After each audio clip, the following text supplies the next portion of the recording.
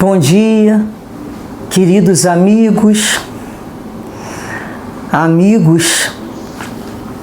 que tecemos cada vez mais essas vibrações de fraternidade e amizade quando aqui nos unimos nesse canal para lermos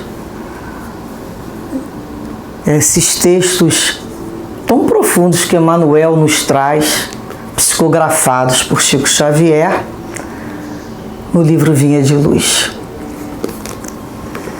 E que juntos, fortalecendo mais os nossos pedidos e a nossa fé, roguemos ao Pai Maior, roguemos a Jesus, aos mentores e guias espirituais, para nos conduzir nesses estudos, nessas reflexões, não só agora, mas ao longo do dia, relembrando, buscando perceber para cada um de nós qual foi o pontinho mais interessante, mais importante de toda a leitura.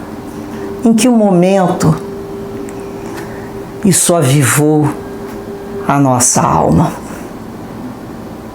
Seu objetivo é ao terminarmos uma leitura e falar, olha como esse ponto é interessante que o Espírito Emmanuel nos trouxe. E com esses desejos de muita paz e de muita serenidade, hoje iremos fazer a leitura da mensagem número 21, que tem como título Oração e Renovação. O Espírito Emmanuel inicia com o versículo 6 do capítulo 10 da carta de Paulo aos Hebreus, quando ele diz: holocaustos e oblações pelo pecado não te agradaram. É certo que todo trabalhador sincero de adoração espiritual nos levanta a alma, elevando-nos os sentimentos. A súplica, no remorso, traz-nos a bênção das lágrimas consoladoras. A rogativa, na aflição, dai-nos conhecer a deficiência própria, ajudando-nos a descobrir o valor da humildade. A solicitação na dor revela-nos a fonte sagrada de inesgotável misericórdia. A oração refrigera, alivia, exalta, esclarece, eleva, mas, sobretudo, afeiçoa o coração ao serviço divino. Não olvidemos, porém, que de todos os atos íntimos e profundos da fé são necessários e úteis a nós próprios. Na essência, não é o Senhor quem necessita das nossas manifestações votivas, mas somos nós mesmos que devemos aproveitar a sublime possibilidade da repetição, aprendendo com a sabedoria da vida. Jesus espera por nossa renovação espiritual acima de tudo. Se erraste, é preciso procurar a porta da retificação. Se ofendeste alguém, corrija-te na devida reconciliação. Se desviaste da senda reta, volta ao caminho direito. Se te perturbaste, harmoniza-te de novo. Se abrigaste a revolta, recupera a disciplina de ti mesmo. Em qualquer posição de desequilíbrio, lembra-te de que a prece pode trazer-te sugestões divinas, ampliar-te a visão espiritual e proporcionar-te consolações abundantes. Todavia, para o Senhor não basta as posições convencionais ou verbalistas. O Mestre confere-nos a dádiva e pede-nos a iniciativa. Nos teus dias de luta, portanto, faz os votos e promessas que forem de teu agrado e proveito. Mas não te esqueças da ação e da renovação aproveitáveis na obra divina do mundo e sumamente agradável aos olhos do Senhor. é sempre quando nós procuramos a finalidade maior de cada atitude, qual a finalidade maior de qualquer situação na vida. O que seria essa finalidade maior? Em coisas pequenas, nós temos que começar a observar essas finalidades, né? Quando Paulo aqui fala holocaustos e oblações pelo pecado não te agradaram, porque antigamente eles faziam nos holocaustos, né? Era o sacrifício. As oblações eram as oferendas. Sacrificavam um animal, alguma vítima e ofereciam aos deuses. Primeiro o paganismo sempre usou e os judeus continuaram fazendo ofertas. Faziam ofertas de animais, de pombo, depois foram ofertas de flores. E até hoje nós ainda percebemos algumas pessoas, né, se comunicando com Deus através da oferta. A oferta de uma vela, a oferta da distribuição de uma oração, a oferta de flores, enfim. São ofertas. Mas nós aqui já aprendemos que o cristão, ele não oferta coisas, ele oferta a si mesmo. O cristão, ele se oferece. Quando Jesus estava ali na passagem de Mateus, lá no capítulo 9, versículo 13, e ele conversa ali e dá uma lição nos fariseus. E ele fala para eles: ide, porém, e aprendei o que significa misericórdia quero e não sacrifício. Porque estava já isso escrito na lei, pelo profeta Oséias. Lá no capítulo 6, versículo 6, o profeta Oséias já tinha dito isso. Misericórdia quero e não sacrifício. Então ele falou para os próprios fariseus: vai lá na lei e aprender o que significa isso. Porque eles liam, mas não buscavam a significação espiritual daquelas palavras. Não tinha transformação. Misericórdia eu quero. Ninguém quer sacrifício. Qual o pai, qual a mãe, qual o professor que quer ver ali, né, aqueles que estamos educando numa situação de sacrifício? Nada disso. É misericórdia, é o entendimento, é o reto proceder. Então ele fala aqui, Emmanuel fala nesse texto, que é certo, todo trabalho sincero de adoração nos levanta a alma, porque a gente fixa num elemento maior. Esse é o objetivo, nos trazer dessa vivência terra a terra, questões sensórias, e levantar o nosso pensamento. Mas como é que nós devemos adorar a Deus? Em espírito e em verdade. Foi o que Jesus explicou lá para a mulher samaritana, que ela tinha dúvida: onde é que eu devo adorar a Deus? Ali no monte que eles se encontravam os samaritanos, ou lá em Jerusalém? Tinha uma divisão, qual era o certo adorar a Deus? Cada um tinha um monte. Então ele fala: verdadeiros adoradores do Pai o adorarão em espírito e verdade. Isso é que entende, não é o local, é a sinceridade.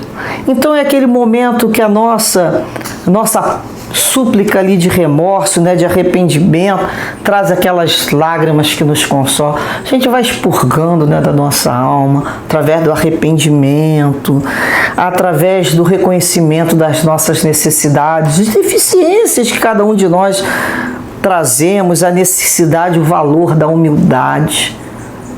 É tão difícil, né, aprendermos a humildade, que a humildade não é uma situação que se aprenda no ato.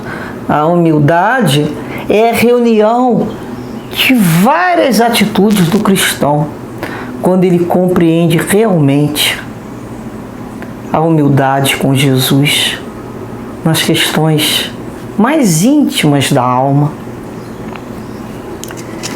E a oração, ela realmente nos refrigera a alma, é um bálsamo. A oração, ela nos limpa, ela nos recupera, ela nos fortalece, eleva.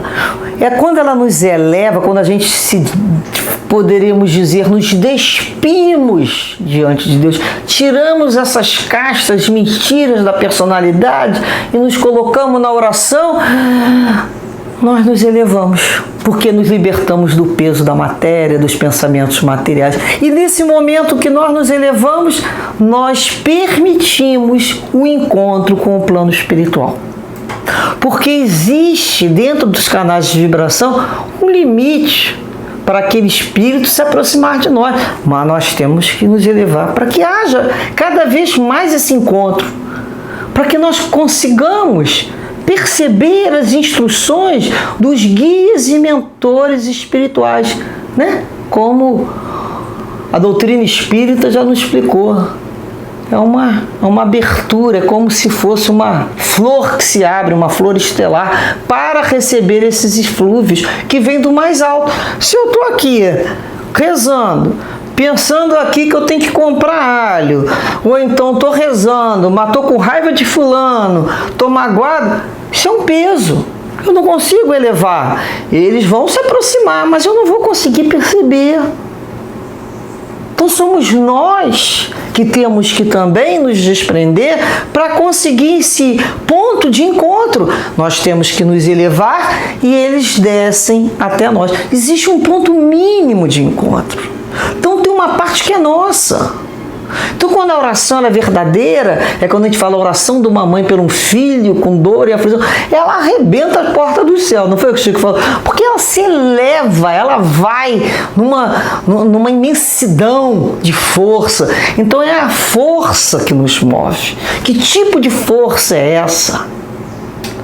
Que tipo de motor? Nós somos, né, se a gente fizesse uma comparação com um carro, que tipo de motor é o nosso? Então a gente começa a pensar nessas questões da prece junto com a fé. E ele fala que, olha, na essência não é o Senhor quem necessita das nossas manifestações, mas somos nós mesmos que devemos aproveitar essa possibilidade. Será que Deus iria ficar, ou Jesus, o guia espiritual, necessitando de nossa manifestação votiva de algum voto? Vamos imaginar a gente, né, cuidando de uma casa, cuidando de filho, botando um para estudar, o outro para ir para não sei aonde, para outro curso, tendo que limpar, tendo que lavar, e ter lá aquela criatura ali ajoelhada. Me desculpa pela malcriação, me desculpa pela mal... E não sai do chão, a gente quer passar vassoura na casa, e tá lá aquele filho ajoelhado no chão pedindo desculpa, desculpa, desculpa.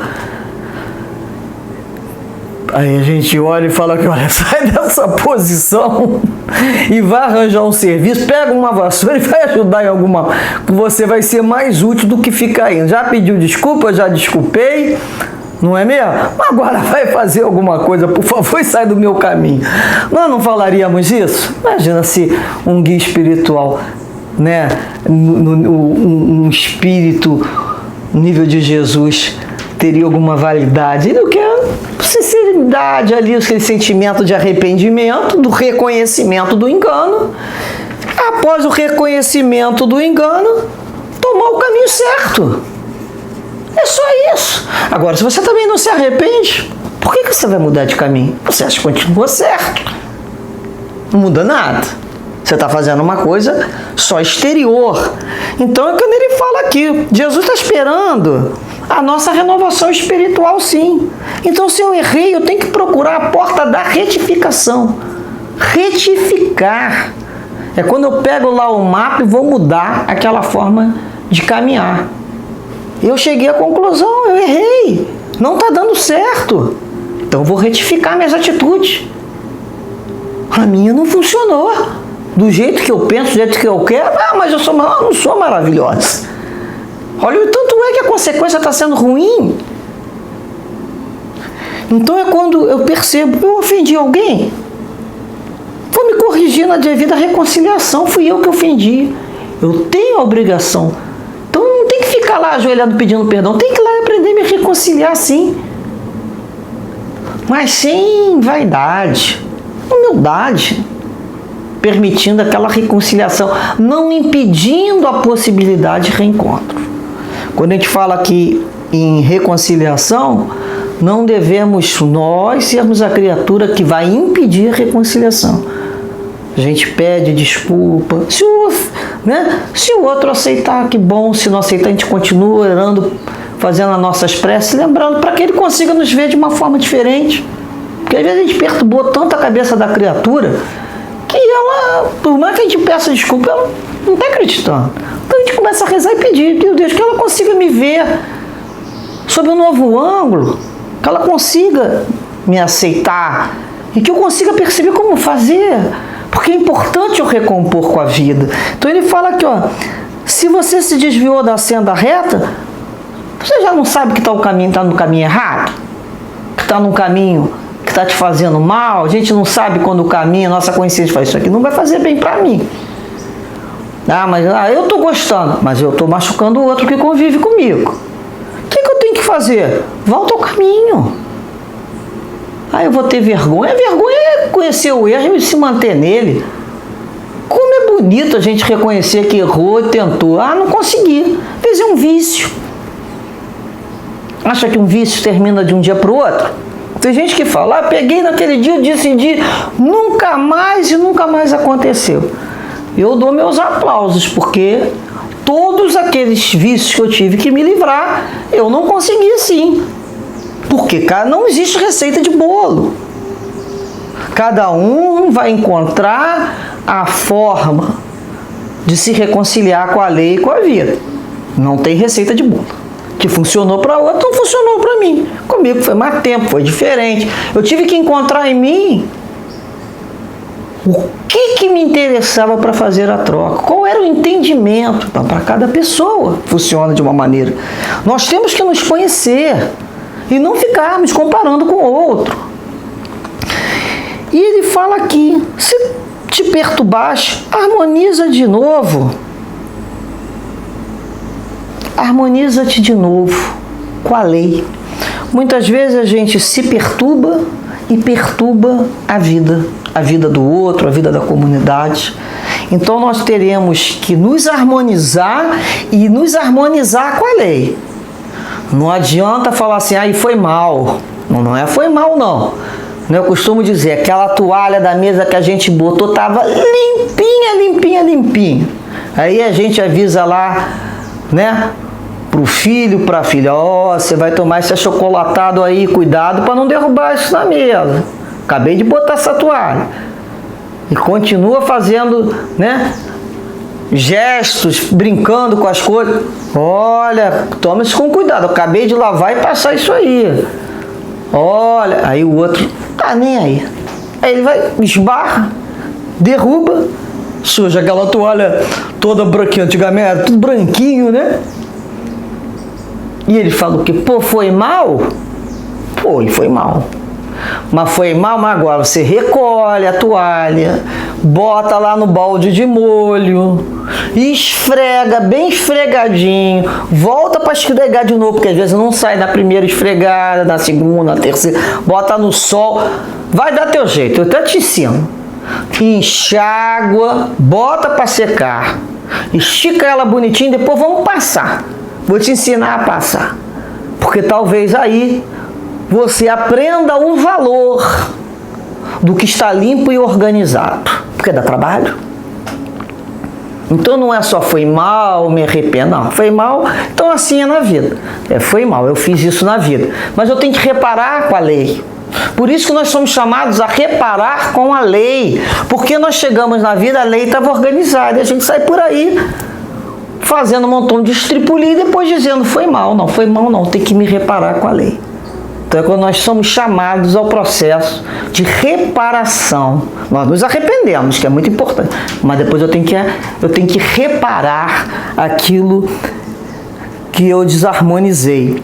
Então ele fala aqui, olha, em qualquer posição de desequilíbrio, Lembra-te que a prece pode trazer-te sugestões divinas, te ampliar a visão espiritual, proporcionar consolações abundantes.